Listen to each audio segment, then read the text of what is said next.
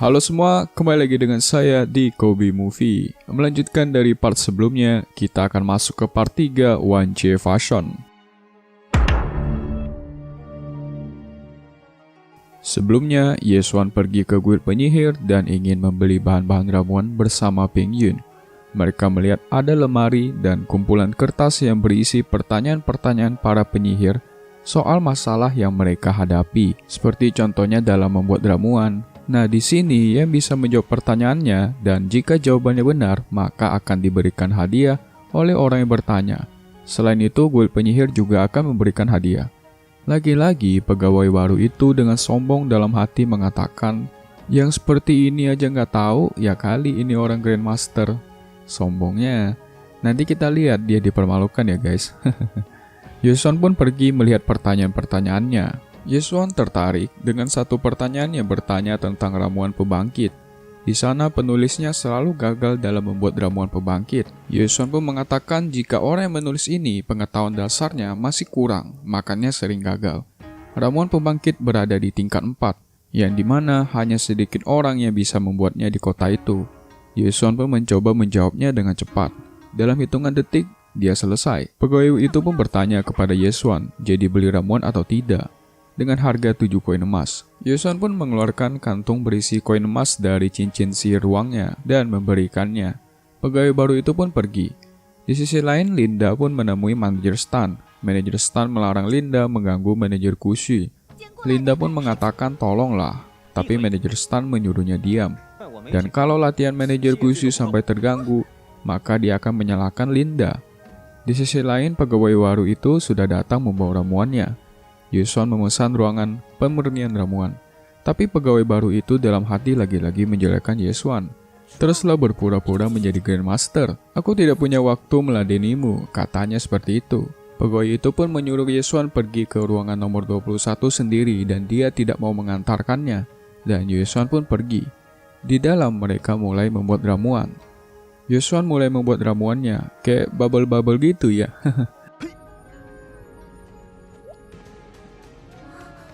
Ping Yun yang juga merupakan murid ramuan tingkat atas, dia sama sekali tidak mengerti apa yang dilakukan oleh Yesuan. Yesuan pun memasukkan ketiga bubble itu ke dalam gelas kimia. Belum selesai, Yesuan mulai mengolah bahan-bahannya dan mencampurkannya ke ramuan-ramuan itu, menghasilkan ramuan yang begitu kuat, dan selesai. Yesuan memberikan ramuan peningkat kepada Ping Yun. Dengan ramuan itu, Ping Yun bisa langsung menembus penyihir tingkat awal. Dan Ping Yun pun kaget bukan main. Di sisi lain, manajer Kushi akhirnya keluar dari latihan. Manajer Kushi pun bertanya ada masalah apa. Pegawai itu pun menjawab anak muda yang bernama Yesuan lah yang datang. Master Kushi pun langsung kaget bukan main dan langsung bertanya Grandmaster Yesuan sudah datang. Di mana dia? Master Kushi pun marah karena tidak langsung memberitahukannya jika Yesuan sudah datang. Tapi pegawai itu menjelaskan jika manajer Stan lah yang menyuruh untuk tidak mengganggu latihan manajer Kushi. Makanya dia menunggu sampai manajer Kushi selesai latihan. Master Kushi pun marah kepada manajer Stan. Dia mengatakan kalau sampai Yesuan pergi, kamu juga akan pergi dari sini, yang dimana dipecat. Master Kushi pun secepatnya mencari Yesuan. Manajer Stan pun pingsan. Di sisi lain, pegawai baru yang menggosipkan Yesuan mengatakan Yesuan adalah bocah penipu dan mereka menertawakannya. Master Kushi menanyakan di manakah Yesuan. Dia pun menyuruh pegawai itu mencari Yesuan secepatnya. Nah kan, makannya jangan remehin orang, kena batunya kan jadinya. Ketua guild penyihir juga datang buru-buru mencarinya. Ketua sampai marah dan akan membunuh Master Kushi jika nanti kehilangan Yesuan. Dia sangat ingin bertemu dengan Grandmaster Yesuan. Pegawai baru itu pun kebingungan. Dia pun mengatakan Yesuan pergi ke ruang nomor 21. Mereka dengan cepat pergi ke sana, tapi Yesuan sudah tidak ada di sana. Ketua pun melihat hasil dari ramuan milik Yesuan. Ketua semakin bersemangat untuk bertemu Yesuan.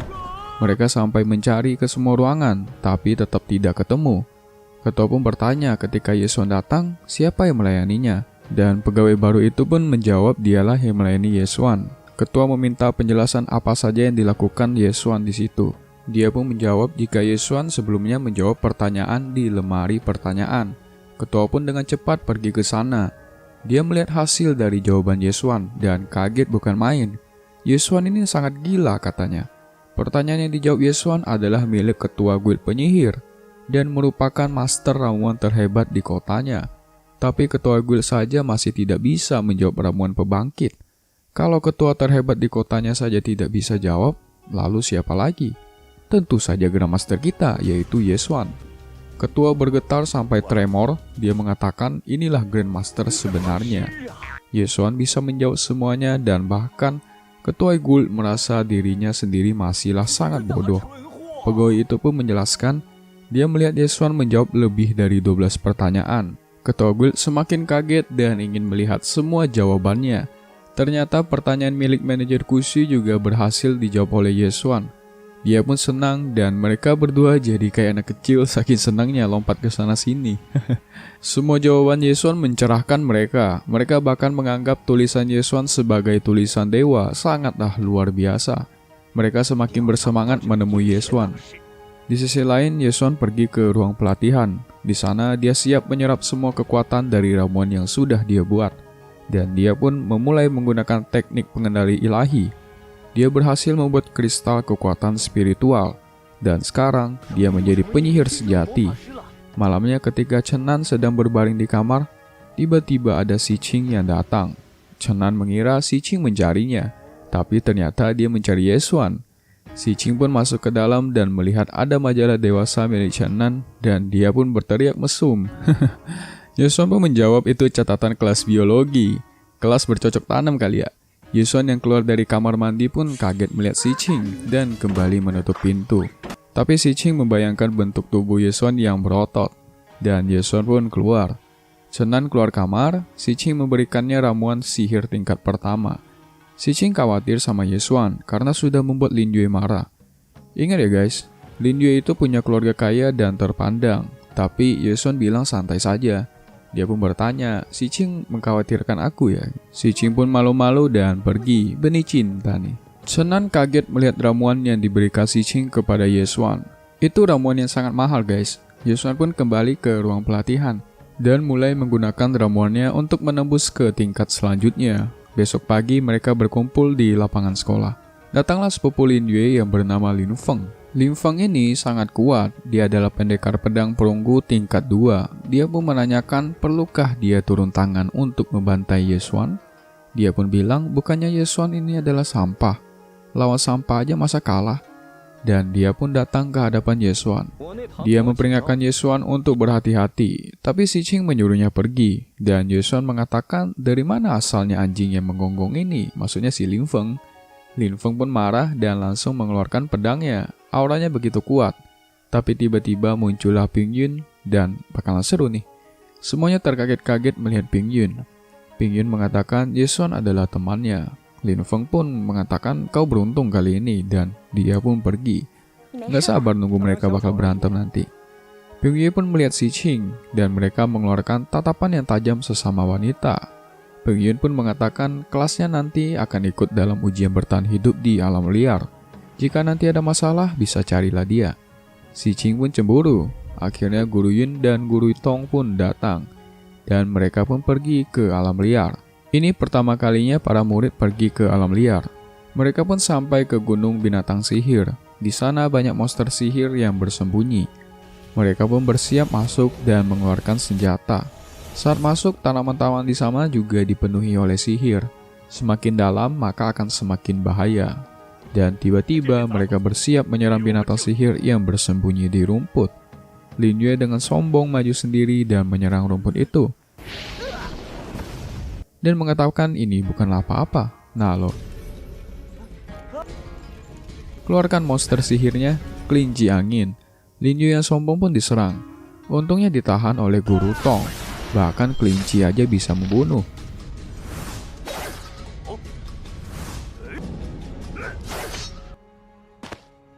Guru Yun pun marah dengan Lin Yue yang sangat ceroboh.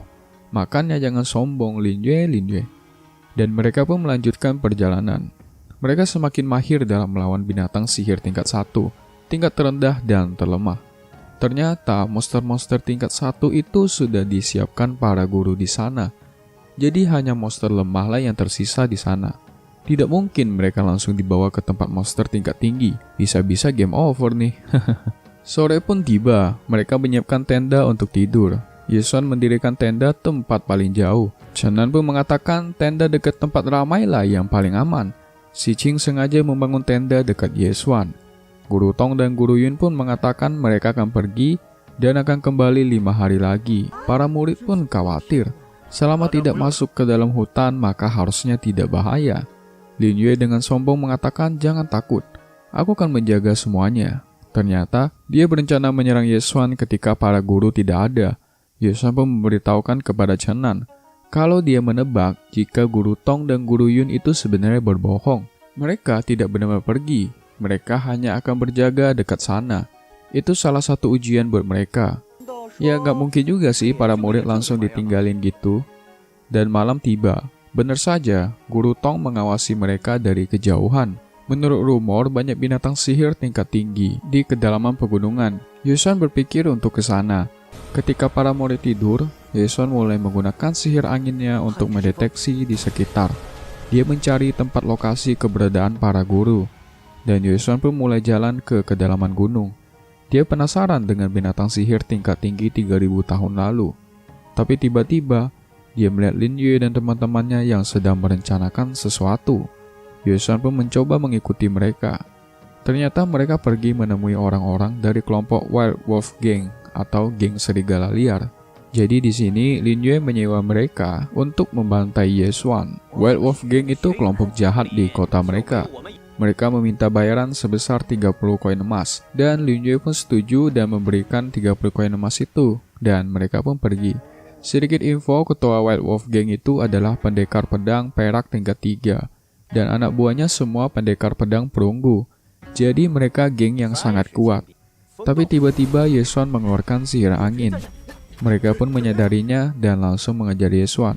Yesuan mengeluarkan sihir angin peningkat kecepatan dan berhasil meninggalkan mereka.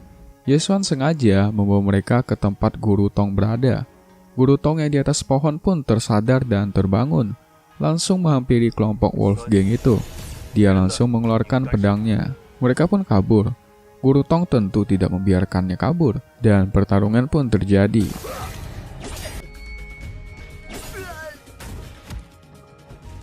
Guru Tong sekarang berada di tingkat pendekar pedang emas tingkat 4. Mereka yang hanya tingkat perak dan perunggu mana ada lawan. Mereka pun kabur layaknya tikus masuk ke dalam got. Guru Tong dengan mudah membantai habis mereka semua. Mereka sampai meminta-minta ampun.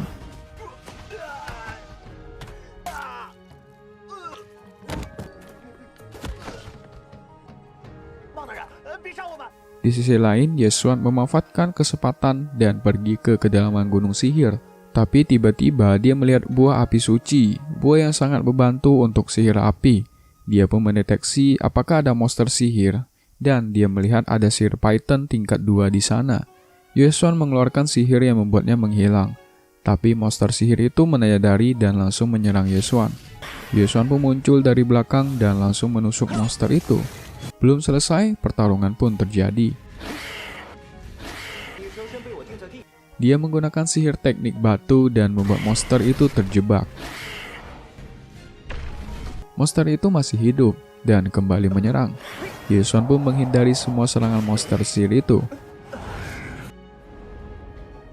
Dia berencana mencoba menggunakan teknik penjinak binatang kuno. Dan Yesuan pun menggapai dahinya dan merapalkan teknik penjinak itu. Tapi gagal. Monster itu kembali menyerang dan Yesuan pun terjatuh dari pohon. Tanpa basa-basi, monster itu langsung menyerang dan selesai untuk part 3. Nantikan part 4-nya ya guys. Pastinya semakin jauh bakalan semakin asik. Lebih banyak action dan pertarungan-pertarungan yang kalian tunggu-tunggu. So stay tune, ketemu lagi di video selanjutnya. See you!